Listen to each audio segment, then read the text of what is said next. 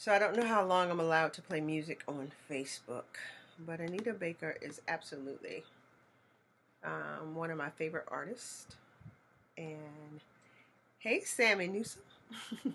And if it wasn't for Anita Baker, I don't know if Andre and I would have made it our first few years of dating because he lived in Raleigh and I lived in Greensboro, and we would get in major arguments while I was visiting him in Raleigh, and my drive back to Greensboro, Anita Baker would make me fall back in love with him.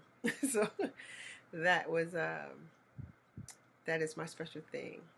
So guys, hello, thanks for coming on. I didn't even like plan this. I was just sitting here, and I'm so excited about today. Been married for 20 years, and I honestly, this is the first year Andre and I have been apart on our anniversary. For those of you who may not know, he's in Chicago and I am in Ahoskie, North Carolina today. And tomorrow, God's will, I will fly out to be with him for the weekend. So I hope more people will come on into the room. So Sammy, how have you been doing? Let me know that you're there. So tonight I thought about, like, I'm just going to try to name 20 things that I've learned in 20 years about marriage. And I'm just going to give it a little while. I hope a few more people come on. But if not, I'm all for allowing people to watch this video later on my page. I also post to my YouTube page. And I think I'm going to post this one on my Very Thoughtful page. So as I'm talking, if you come into the room or if you watch this at a later date and you have any questions about some of the things that I'm going to share, please feel free to email me at cblifecoach09. Or better yet, I got a new email address. You can email me at Kanisha, Carnisa, at verythoughtfullife.com. If you have any questions as you watch the video, after you watch the video, please share out my videos. If you're on, so far it looks like we just got one person on, but hey, that's okay. One is more than enough. So if you've hung out with me at all, so first, if you haven't hung out with me, I'm Kanisha Berry, relationship life coach. And as a relationship life coach, what I do is I help people get very clear about who they are so they can create the life they want. And what I've learned is the better you know you, the better you have a chance of literally creating the life you want, having more healthy, deeper relationships. And hey, Aunt Toadie. Hey, Teresa, thanks for coming on. So we're starting to get people in the room. This is good. I would love to talk to people and not just talk to myself. But hey, I like what I have to say, so I'm okay with that too. Hey, Kimberly. Thanks for coming on. So for you guys who just come on, I literally was sitting here like 30 minutes ago, just excited about being married for 20 years and thought, you know what, I want to do a video. And I thought, well, what am I going to talk about? I was like, well, I'll talk about 20 things I've learned. Hey, Teresa. 20 things I've learned in 20 years of marriage. So, and I may ramble, but I mean, it's been 20 years. And I'm actually like really happy right now in my marriage. I think Andre and I are in an amazing place. We laugh a lot. Like one thing I noticed, a couple of years ago, I went to spend a week in Dubai with my cousin Twanika. And of course, Andre wasn't there. And when I went to bed that night, it occurred to me how often Andre and I laugh almost every night before we go to bed. Like we just play. He usually pretends he's going to kick me out of the bed, or I pretend I'm going to kick him out of bed. But that laughter and the feeling of going to bed every night with laughter, I think that helps our marriage. And I missed it that week. So it was like kind of this cool revelation that I didn't realize that meant so much to me and our marriage until he wasn't there to do it. So, okay. So for those who are on, I'll get started. So the first thing I wanted to talk about in marriage is that the movies have it all wrong. So we grow up with the Disney movies, the happily ever after stories. And in the movie you have like, two people meet each other, they like each other, there's a conflict, and by the end of the movie they're back together and everything is great. And I find that people get into relationships looking for this type of relationship or love. And guys, it just doesn't exist. And that's why that's why the movie ends when this happens, because, and there's usually not a sequel. If you ever think about it, like there's not a part 2 to Cinderella, because, and they just keep remaking Cinderella, because there is no happily ever after, where there's happiness is not without arguments, frustrations. Marriage is work. Like, and I feel bad when people get into this relationship and don't understand the work that it takes. It's like, you know, that you go to job, you go on a job and it's work. You have to get along with a boss, that's work. You have to go to school, you know, education is work. Why would you enter marriage and think that it wouldn't require work? So marriage is the idea that two people get together and become one. And when you become one, it's not, I got his name, he has my name now, and we're one. It is one in mindset, one in our values, one in our thinking. And especially like those values, we have to value the same thing for a marriage to work. And Hagshapa in the way we're going to relate to one another. So the one process is work, is, hey Aunt Murder, oh hey Monica, it's work, and it's a lot. Like it's a dying to self every day. So that's one. The movies have it all wrong. Hey Rock, how you doing? Thanks for coming on. Please share out this video. Like this one, I want to have fun with. Ask questions. Share comments. If you know crazy stories about me and Andre, feel free to talk about that while we're on. But I'm doing 20 things I've learned about marriage in 20 years. So number 1 was the movies have it all wrong. Number 2, you can't change a person. Like you cannot change your spouse. Hey, Pastor Wallace, thanks for coming on. Many people get married, know when they marry the person that they're not completely happy with the person. Well, they're, you know, I wish they was this, but they're not. And we especially women, and maybe I'm speaking for just myself, but 20 years. But I have had this conversation with many women, so I'm not just making this up, and it's not just my experience. But we have this notion or this idea that we can fix or change a man. It's not your job. It's not your job. And if there's a man out there that thinks he can fix or change a woman, it's not his job. And one of the coolest sermons I heard was this minister who taught, I think it was called Man Loosed, or either Dare to Be a Man. Same minister, different sermons, but I can't remember which one he said this in. But he said, in order to change people, it costs Jesus his life. Think about that. So why would you get in a relationship thinking you can change someone? And I will be honest, like, thanks for the love, Rod. I got married thinking I can fix Andre. And my trying to fix my husband almost cost me my mindset. And I remember praying one morning. I used to pray in the shower, and I said, Lord, if you would just fix him. And God said, what about you? And I said, okay, I'm out. Relationship conversation over. I don't want to talk about this anymore, because that's the problem. We don't want to deal with us. So thing number 3, marriage is this amazing, beautiful covenant, right? So I want to study more about the word covenant. And I know that it means promise. But I keep thinking, and Pastor, you're on, so you can correct me on this. I think covenant has to have something to do with like sacrifice. And when you think about in the Old Testament, whenever the Israelites got out of line with God, it required a blood offering, a sacrifice. So blood had to be shed. Guess what? That causes pain. And then when Jesus died, that we may have a relationship with God, he had to die. He had to bleed. It was pain. So why would you get in marriage and think that there would never be any pain? Like, that doesn't make sense. It's a covenant. And in the covenant, there's sacrifice, and in sacrifice, there's blood. Now, I'm not talking about physically hurting each other, but I'm saying there's a breaking in the selfish mindset. So the marriage, many people get married trying to gain happiness, and they're looking for their spouse to fill the void that only God can.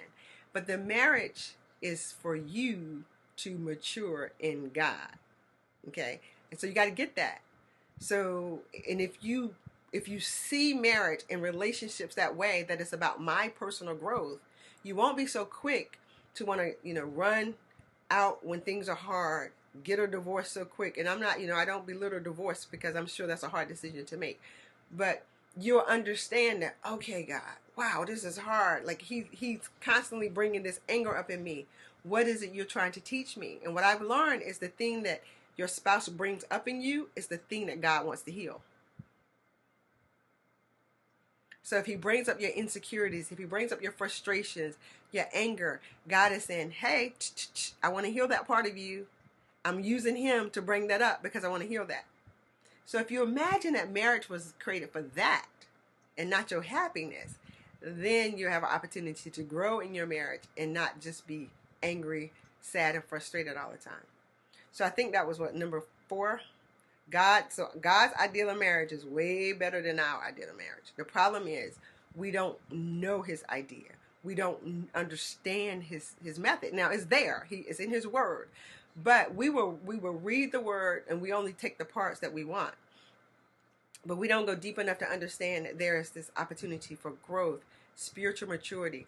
Like marriage is the perfect example of God's love for the church. And I always thought it was interesting that marriage is the only thing that God uses in the Bible to talk about his relationship with us. Like he used words like adultery, or some other words. But I mean, think about that. Like God talked about his people committed adultery on him. That's a married word. So marriage is not easy and it's for your growth. So number 5, let me see what else I have here. So I think I just meshed number 4 and 5, that marriage is designed to create emotional maturity. Many of us, we are super spiritual, but we're not emotionally mature. And honestly, guys, in the Bible, when it talks about glory to glory to glory, that's emotional maturity. And I know I laugh sometimes because I think sometimes we like to make the word of God so mysterious and so like we watch too many movies. We're looking for like I always tell my children, God does not do magic. He does miracles. So everything is about our growth, our maturity growth. Like the Bible teaches a lot of times about character, that endurance creates patience. That's the part we're going, and that's what marriage is all about. Like it's going to pull you and stretch you and show you some parts of yourself you didn't know exist. And it's not your spouse. It's not your husband. It's you. God is trying to work on that stuff in you. Hey, Flo, thanks for coming on. The other thing, this is for the ladies. I want you guys to get this. And I heard this from that same minister. One of the most important things to a man outside of sex is peace. A man wants to come home to a peaceful environment. And women, many times, we don't know how to tame our tongue. You got to learn how to tame your tongue. When I learned this, it changed my marriage. Like one of the things I learned is, especially like if you're a stay-at-home wife, and I wasn't for the majority of my marriage. We've been married for 20 years. Only for the last 7 have I been a stay-at-home wife and mom. Even though now I'm like working my own company, my own business. But when a man comes home from working all day, you cannot hit him immediately with problems and issues. He's been dealing with problems and issues all day. You have to learn, give him 15, 20, 30 minutes. Even with the kids, don't allow the kids to bombard him with, sharing the problems of the day. Many times we like can't wait, and I get it. You've stressed with this thing all day and you can't wait to tell him. But a man wants to come home to a peaceful environment. So the next thing is nagging. Nagging will ruin your relationship. It will not build the relationship. So that goes along with the peace part. So ladies, I remember when I read in the scriptures where it said that a man, and I'm paraphrasing because I can't remember exactly how it goes, but it shocked my heart when I read it, that a man would rather be on the corner of the roof of a house than to be in a house with a nagging woman. I was a nagging woman. So, like, to think that my husband, whether it was hot, cold, would rather be up on the roof than to be in the house with me. So, ladies, we got to learn how to communicate without nagging. And that's another thing. Like, so I think I'm on number 8 now. I'm somewhere around there. Communication. Men and women communicate differently. And I'm about to merge, too, because I want to talk about how men and women are different. We think differently. We are differently. We were designed differently. Thanks, Sheila, for coming on. we were designed differently. I love I love the Bible, guys, and I love how like God even created us different. He created Adam out of dust, but then created woman from Adam. So why would we think we're supposed to be alike? And many times in marriage, we the fight is because I am trying to get him to see it my way, and he's trying to get me to see his way. We may not. But what Andre and I have learned, and one of the best gifts that we gave to each other that really changed our life, is we set goals now. First and foremost, we have vision. We have a vision for our marriage. We're clear about what it is our marriage is intended to do. Like, it's intended to heal. We believe our marriage is meant to create like a different level of generation, and even within my family. It's to show my children marriage in a way that maybe, well, you know, of course they're my children, but I never saw a healthy marriage. And I don't mean that to offend my family, but I didn't live it, you know, growing up in a high school. But when I thought about that later, hey Bumpsy, thanks for coming on. When I thought about that later, I did see two marriages within my family that I admire. One on my daddy's side of the family, and that is honestly my aunt and uncle Ida and Havali. Like, before my aunt died, he was still calling her baby and holding her hand. I always admired their marriage. And then my uncle Mooney and my aunt Nanny on my mom's side. But other than that, I really didn't see happy, loving marriages. So there was nothing appealing about marriage to me. So I had to learn these things, and I had to learn them from the Word of God. Like, God literally trained me how to be a wife through His Word. And so the way men and women, we communicate differently. And so I've learned, as women, we're so emotional. And men don't get emotion. They just be thinking like, yo, what I got to do to make her calm down? So if you learn how to, that's why you got to mature emotionally. You have to grow up spiritually. That's a mature level thing, so that you can communicate more effectively in your marriage. And at this point, guys, I don't know what number I'm on, but I will say this. Number 9, like sometimes is more important than love. It's so important to like your spouse. There have been times when Andre and I have not always like got along, and well, we just had a really hard time. Like, we just went through what we always call our desert experience. But in the desert, what kept me in the marriage was that I liked this dude. Like, I liked his character, even though he had made like a decision that hurt me. I liked him. I knew he was a great dad. I knew that he, you know, was a worker, that he cared greatly for his family. He had just made a really bad decision. So I liked him at that time, at a time when I wasn't even sure if I could love him anymore. So like sometimes is way more important than love. Friendship. So number 10, friendship is key in marriage. Marry your friend. Don't just like marry the dude you so in love with, or because he can give you some stuff. You want to make sure, hey twin, thanks for coming on. You want to make sure you're in a marriage with a person that you really enjoy. Because marriage is tough, guys, and you want to laugh as much as you can. In fact, I wrote that as number 11. Laugh often. When I started this video, I talked about how every night before Andre and I go to bed, without even thinking about it, we like play around and laugh so much that like it's one of my favorite parts of the night, because I don't know, it's fun. It's just good to go to bed with laughter instead of arguing. My number 12. Listen to this one. I want you guys to hear exactly what I mean by this. Love hurts. Like, people will tell you, oh, love doesn't hurt. No. Love shouldn't be abusive. There shouldn't be any physical pain with love. But love sometimes hurts, guys. Like, think about, Jesus died. Thanks for the love. Yeah, I'm glad you guys get it. Jesus died on the cross because he loved us. How you going to tell me love don't hurt sometimes? Like, I hate when people say that love ain't supposed to hurt. Yeah, sometimes it does. It's not an intentional thing, but there are times in marriage, in relationships, when your feelings going to get hurt because you don't see eye to eye. Your thinking is going to get hurt. So if you got this notion that love ain't never supposed to hurt, that's some TV stuff. If you was around for early part when I talked about the movies got it all wrong, I just don't want you to have that false belief that if this hurts, then maybe he don't love me. No, people love the best they can. Hey Carlos, thanks for coming on. And hey Erica. So it's just that one, we have to, here's the key with love. You gotta learn how to love you.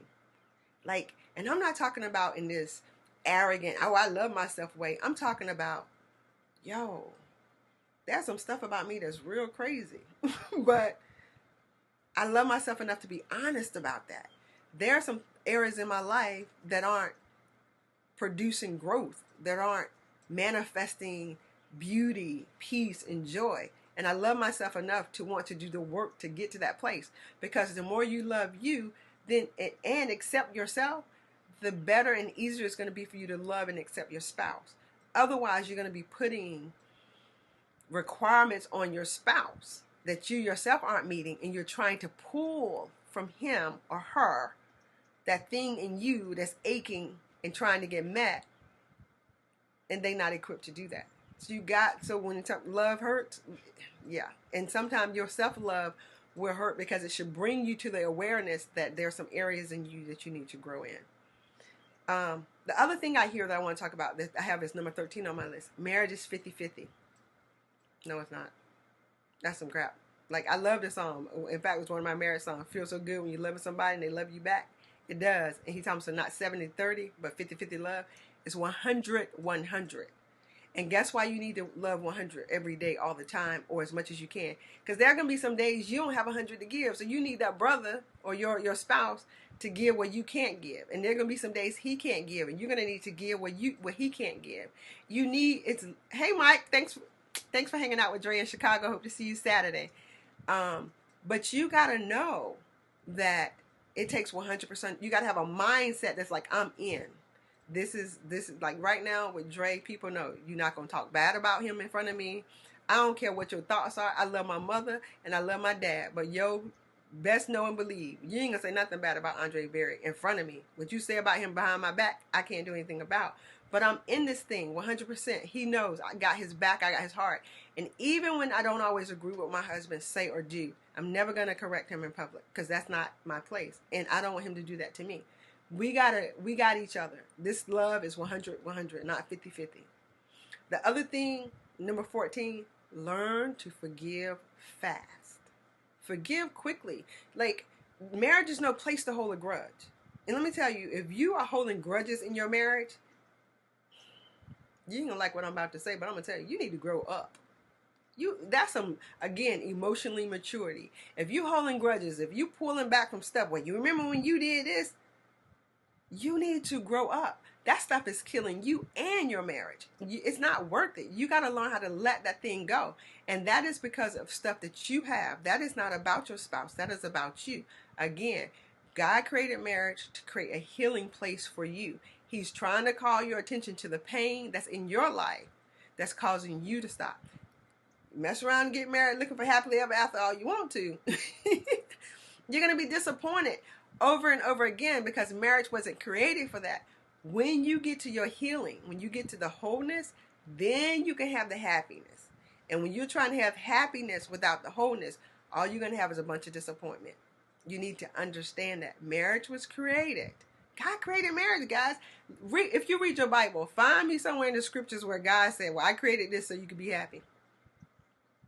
Let me know. I ain't read everything, but God just don't seem to be very interested in happiness. Joy, yes. Happiness, I don't find it. I mean, he requires a lot from people, and you're like, yo, I mean, think about some of the prophets in the Bible. You're like, really, Lord, that's what you want me to do? Happy is not the thing that's the center of that. So happiness is not the center of marriage. It's wholeness, growth, spiritual maturity. You will feel hurt and insecurity and frustrations because God is constantly trying to draw you to Him. And when you give that thing to Him and you learn to connect with Him, then you can better connect with your spouse. Think about it this way. If you don't know, you ever been in a situation where you think, I don't know what to say to him, or I don't know what to say to her, because it seemed like to me, any little thing I say gets her upset. Give me some hearts or likes or something. Let me know you guys are still out there and you're getting what I'm talking about. Because if you're ever in that situation, if you are connected to God, you can say, Lord, I don't know what she need. I don't know what he need. Can you please help me with my words? Guess what? He know both of y'all. So he can be the connector. That's why it's so important to emotionally mature, because when you're angry and frustrated, you're just in yourself. You don't even have enough in you to connect with God. So the 15, number 15, I'm getting there, guys. I'm getting there. Thanks for the love. Thanks for the love. I'm glad to know y'all are here. Number 15, the silent treatment. I meet people who say they live in the house with their spouse and they go days and don't talk to each other, weeks and don't talk to each other. Listen, everybody's different. I get that when I'm angry and if I can't talk and I need a minute before I talk to you, that's fine. But if you are trying to destroy your marriage, keep doing the silent treatment. Because it's in the silent treatment that the adversary, the devil, who messes with your mind, creates foolishness in your head now about your spouse. And you're not talking to your spouse, so who are you talking to? You're talking to yourself, you're talking to the devil, and everything you thinking of all the things that this person has ever done wrong, and you're allowing that thing to fester for days at a time. Don't do that. And let me tell you guys something. Dre, no. We don't do the silent treatment in my house. I'm laughing because I always told Andre when we got married, this is to death do us part. And that means if I have to take you out for this marriage to end, then that's what we got to do. And if that brother think he going to be with me for a whole 24 hours and not talk to me, I think that's disrespectful. And not open his mouth to me and go to bed in the same house I'm in, that might be a problem. Like, that's some to death do us part that night. Tell me, how do you think the silent treatment is going to make your marriage better? I would love to hear it. Like, my comments are really quiet right now. If you have ever given someone the silent treatment and it made the relationship better, please tell me. Share with me in the thing. So number 16 that I think is so important in marriage, especially when you have children, you've got to make time for each other. And I know that's hard when your children are young, but when they get, even when they're young, when Dre and I, we would at least try to have movie night or date night in the living room when we couldn't leave the kids when they were younger. Especially like when we left the country, we didn't have babysitters, like we didn't have people around us, but we learned to, and even the kids, like especially since we've been in China, we started date night every week. And I'm one of those people, I'm like, yo, it's too cold, I ain't going out there. And my children are so used to us having date night that they like, Mama, you have to go. It's date night. But that think about the security that give my kids. They see that their mom and dad are enjoying each other, so that makes them secure in the marriage. But one night it was so cold that I just refused to go out in China. Even though Andre was like, no, it's date night, we have to go. The kids set up the living room for us, got a movie. They popped the popcorn and turned off the lights, and they said, Mom and Dad, we're going upstairs so y'all can have date night. Date night is so important to the relationship as a couple, but it's also, if you have children, your children need to see you celebrate in marriage, guys. Your kids don't need to grow up in an environment where they like, I don't even know if my parents like each other. That's what I thought marriage was when I was a kid. I saw people where I would be like, I don't even think these two people like each other. Number 17, you should make your spouse feel special. Now this is something my father taught me, and I'm glad he said this to me. He said, well, Kenesha, when Andre leave home, you tell him that he looked nice. He says, because you don't want another woman, you don't want the first time he hear that he looked nice being told by another woman. He says, if you tell him he looks nice, and he's going to hear it. Thanks for the likes. He says, but if you've never told him that he looked nice, or you don't tell him often, and then another woman tell him that he looks nice, he's going to hear it differently. So, and that's not about me like trying to keep my husband from stepping out. But come on, guys, I'm a woman. When I get dressed up or chilling out and hanging around, I want Andre to compliment me. So why wouldn't I think my husband want to be complimented? And I want him to know that I appreciate him, and I appreciate that he took time to look good for me. And hey, Teresa, thanks for coming on. Thanks, Esther, for coming on. Make sure you guys share my video out. If it's adding value. If you find that it's adding value, please share it out. But I'm just so excited. Like 20 years. I'm 40. I always forget my age. I think I'm 45. I'm 45. And I've been with my husband for 21. I think we've been together longer than 20. We was together 4 years before we got married. So 24 years I've been with this dude. Like, I love this dude. And I'm so happy that I like him. after all these years. So I just want, hey Keith, thanks for coming on. It breaks my heart when I hear people say that their marriage didn't work. Because I'm just like, oh my God. Like, and listen, my marriage has not always been easy. And Andre and I have not always been on the same page. But I've always liked him. And I always thought that he was the type of, like he was a quality guy.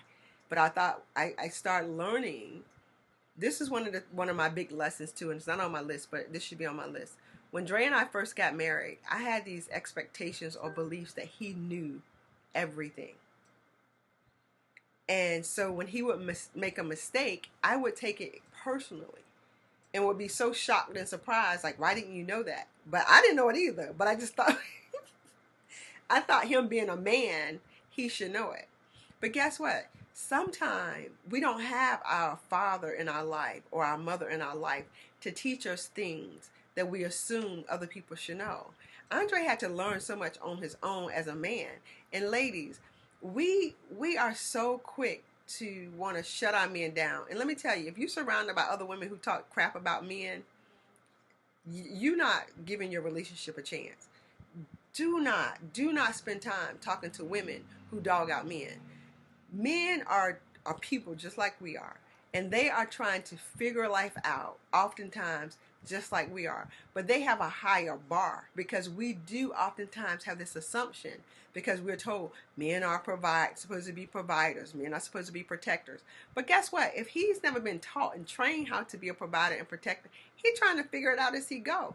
We have to allow grace for that. I share this story years ago. I don't even know how many years ago it was. Like the kids were little. I came home and the lights was off. Because Andre forgot to pay the light bill. Now, prior to that, and this is because now I'm in training. When I call training, like God was literally training me to be a Christian wife. I had been a wife for years, and I had been a Christian for years, but I had not become a Christian wife. And that's a whole nother video where I knew how to not just, that whole submitting to my husband. I had to learn how to submit to God. Okay. So when I came home and the lights was off, my old response would have been like, I'm hot. How you let the lights get cut off? How dare you? Da-da-da. But when I bounce a check, I'm all like, I'm sorry.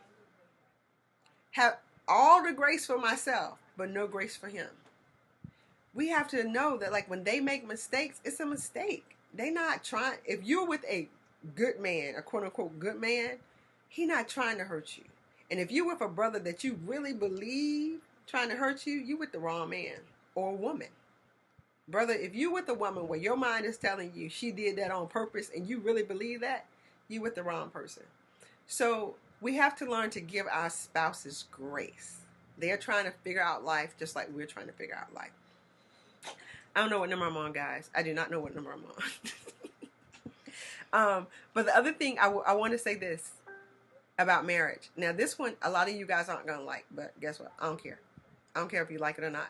I'm sharing my experience of 20 years of marriage. We grow up hearing that 18, congratulations. We grow up hearing that we're not supposed to put anything before our kids. That's not biblical teaching. I hate to tell y'all that. That's not biblical teaching.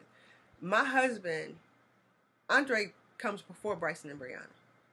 And I come before Bryson and Brianna to Andre. And I know, fine. Feel how you want to feel about me. But what I'm saying to you is, Andre is my husband. My children, we are to raise them to move out of the house and have their own family. And then the Bible says that they are to cleave and leave. So our job is to raise two emotionally mature adults who can leave home and create their own family. Now, if I put Bryson and Brianna before I put my husband, when they leave home, who I got?